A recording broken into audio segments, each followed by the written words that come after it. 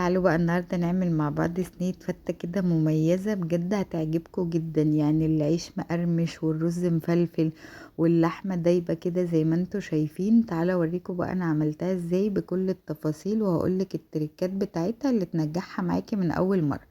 انا هنا هجيب حلة كده واسخنها حلوة قوي وهخلي النار عليه، وهنزل باللحمة، بس الناحية اللي فيها الدهون، عشان انا هنا ولا هحط ولا سمنة ولا زيت ولا اي حاجة. خلاص هكتفي بالدهون اللي في اللحم، واسيبها حوالي 5 دقايق كده. اول ما احس انها خدت لون زي ما انت شايفة، هقلبها على الناحية التانية واسيبها برضو لغاية اما تاخد لون. انا هنا بدي صدمة للحمة كده عشان تطلع لنا احلى شوربة.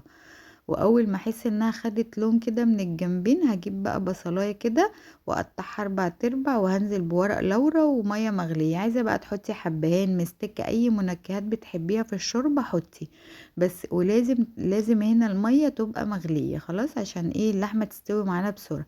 هسيبها حوالي ساعه كده، احط الشوكه فيها لقيتها استوت، هنزل بقى بالملح والفلفل الاسود. لو لسه ما استوتش ما تملحهاش.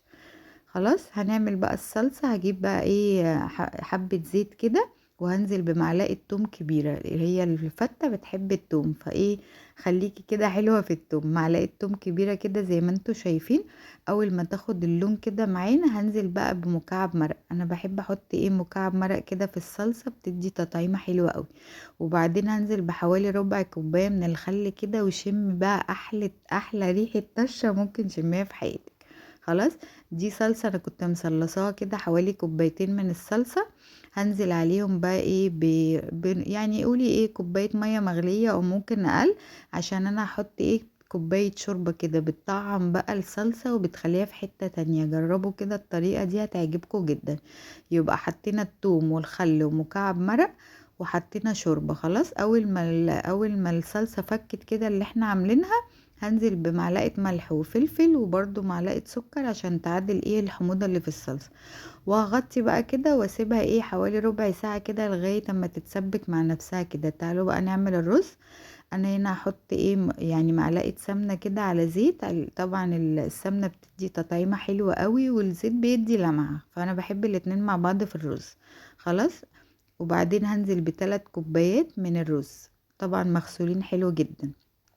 هنا بقى عشان الرز يطلع معاكي مفلفل، لازم نشوح فيه كده مش اقل من 5 دقايق. نطعمه كده كله بالسمنة والزيت اللي احنا حاطينها.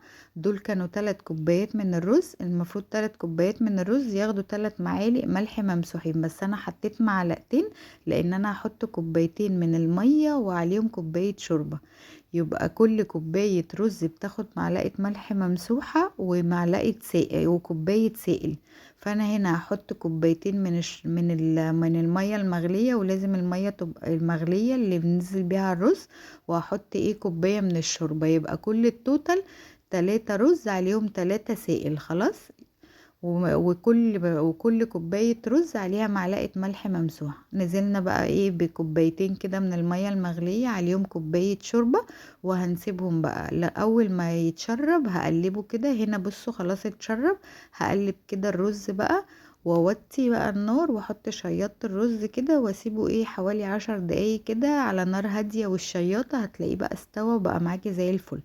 انا جبت هنا طبعا العيش بقى وقطعته بالمنظر اللي انتوا شايفينه ده، ورشيت عليه رشة ملح صغيرة وفلفل ومعلقة توم وحبة زيت، ودخلته في الفرن تحت الشواية لغاية اما طلع معانا بقى باللون اللي انتوا شايفينه ده. ما تغمقهوش عشان ما يمررش معاكي صينية الفتة.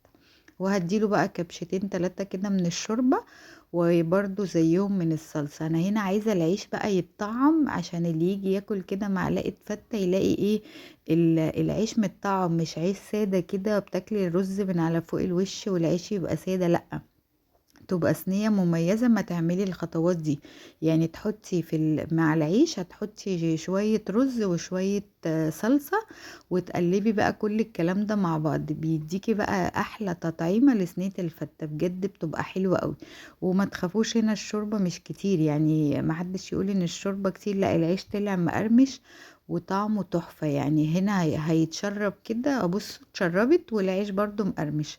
وهننزل بقى ببقية الرز كده على الوش. شوفي بقى انت كنت عايزة تعملي مثلا، عايزة تعملي اكتر اقل براحتك بقى. شوفي انت على حسب عدد الاسرة وحطي.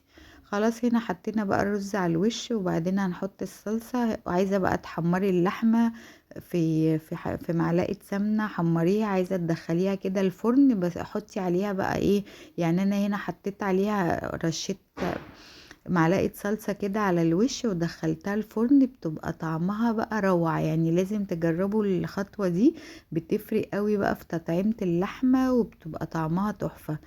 وبصوا كانت طالعة دايبة بقى، وخدنا شوية شوربة عزمة. وبس كده حبايبي، خلصنا فيديو النهاردة. اتمنى